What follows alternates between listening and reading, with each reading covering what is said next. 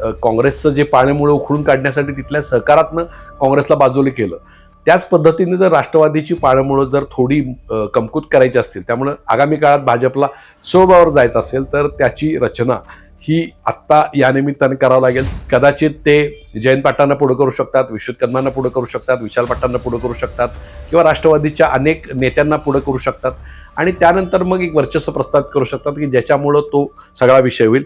यदा कदाचित जर देवेंद्र फडणवीसांना असं वाटलं की आपण 144 संख्या गाठायची आणि स्वबळावर आपल्याला सत्ता मिळवण्यासाठी जी योग्य रचना करायची, तर ते आता 134 वर आहेत आणि जर उद्या राष्ट्रवादीचं विलीनीकरण झालं तर राष्ट्रवादी 41, अजित पवारांचा गट आणि 10 शरद पवारांचा गट असा 51चं संख्याबळ होईल. त्यातले काही आमदार हे जे अजित पवारांचं नेतृत्व मान्य करत नाही, ते खाजगीमध्ये आत्ता आज सुद्धा देवेंद्र फडणवीस यांचं नेतृत्व मान्य करतात.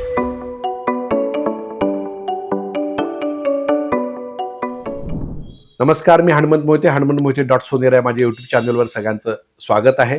राज्याचे उपमुख्यमंत्री अजितदादा पवार यांचं विमान अपघातामध्ये दुर्दैवी निधन झालेलं आहे आणि यानंतर राज्याचं राजकारण कशी बदलेल याची चर्चा सुरू झालेली आहे. पण याच्यामध्ये सगळ्यात महत्त्वाचा जो घटक आहे की अजितदादांसारखा सहकार आणि साखर लॉबीवर जो प्रभुत्व ठेवून असलेला नेता होता तो हरपल्यामुळं, आणि एक गोष्ट शरद पवार ह्या लॉबीवर आतापर्यंत नियंत्रण ठेवत होते, म्हणजे मराठा लॉबी, सहकार लॉबी आणि साखर लॉबी हे सगळं स्ट्रॉंग पॉईंट राष्ट्रवादीचे होते.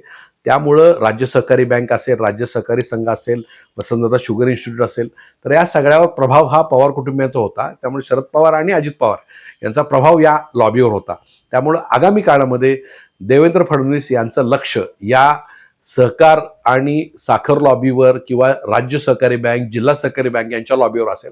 कारण आपल्याला माहिती आहे की जे मॉडेल अमित शहा, म्हणजे अमित शहा आता सहकार मंत्री आहेत केंद्रातले, जे मॉडेल त्यांनी गुजरातमध्ये वापरलं, गुजरातमध्ये त्यांनी काँग्रेसचं जे पाण्यामुळे उखडून काढण्यासाठी तिथल्या सहकारातनं काँग्रेसला बाजूला केलं, त्याच पद्धतीने जर राष्ट्रवादीची पाळंमुळं जर थोडी कमकुत करायची असतील, त्यामुळं आगामी काळात भाजपला स्वबळावर जायचं असेल तर त्याची रचना ही आत्ता या निमित्ताने करावं लागेल. तर देवेंद्र फडणवीस हे अतिशय हुशार, चाणक्य, धूर्त नेते आहेत. त्यामुळं त्यांचा पहिल्या 6 महिन्यामध्ये प्रत्यक्ष अप्रत्यक्ष विचार हा राज्यातील सहकार लॉबीवर, साखर लॉबीवर आणि बँकिंग लॉबीवर लक्ष केंद्रित करणं असेल. जर राज्य सहकारी बँक, राज्य साखर संघ आणि वसंतदादा शुगर इन्स्टिट्यूटवर त्यांनी स्वतः प्राबल्य मिळवण्याचा प्रयत्न केला, अर्थात त्याच्यामध्ये कदाचित राष्ट्रवादीचेच मोहरे वापरले जाऊ शकतात, कदाचित ते जयंत पाटलांना पुढे करू शकतात, विश्वजित कदमांना पुढे करू शकतात, विशाल पाटलांना पुढे करू शकतात किंवा राष्ट्रवादीच्या अनेक नेत्यांना पुढे करू शकतात आणि त्यानंतर मग एक वर्चस्व प्रस्थापित करू शकतात की ज्याच्यामुळं तो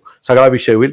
आज आपण बघितलं तर भाजपकडे 134 आमदारांचं संख्याबळ आहे आणि भाजपला 144 संख्याबळ गाठायचं असेल तर राष्ट्रवादीमधले जे सत्ताकांक्षी लोक आहेत त्याच्यामधला काही, जर आपल्याला आठवत असेल की देवेंद्र फडणवीस यांनी सांगितलं की मी 2 पक्ष फोडून सत्तेवर आलो, याचा अर्थ त्यांना पक्ष फोडण्याचा अनुभव प्रचंड आहे किंवा त्यांना काही ते नवीन नाही आहे. त्यामुळं यदा कदाचित जर देवेंद्र फडणवीसांना असं वाटलं की आपण 144 संख्या गाठायची आणि स्वबळावर आपल्याला सत्ता मिळवण्यासाठी जी योग्य रचना करायची, तर ते आता 134 वर आहेत आणि जर उद्या राष्ट्रवादीचं विलीनीकरण झालं तर राष्ट्रवादी 41, अजित पवारांचा गट आणि 10 शरद पवारांचा गट असा 51चं संख्याबळ होईल. त्यातले काही आमदार हे जे अजित पवारांचं नेतृत्व मान्य करत नाही, ते खाजगीमध्ये आत्ता आज सुद्धा देवेंद्र फडणवीस यांचं नेतृत्व मान्य करतात. म्हणजे आपण जर पाहिलं असेल तर जे संग्राम जगताप हे जे तिथले नेते आहेत ते हिंदुत्ववादी विचाराचे आहेत, छगन भुजबळ हे भाजपच्या बाजूने झुकलेले आहेत, धनंजय मुंडे बाजूने झुकलेले आहेत. तर अशा प्रकारचे अनेक आमदार हे देवेंद्र फडणवीस एक आपल्या बाजूला वळवू शकतात आणि ते संख्याबळ जर 144 करणं जर झालं तर भाजप स्वबळावर जाईल. म्हणजे 29 जे त्यांचे 100% भाजपची जे सगळं रणनीती आहे ते कदाचित देवेंद्र फडणवीस आत्तापासूनच पुढच्या 6 महिन्यात राबवू शकतात अशी परिस्थिती आहे.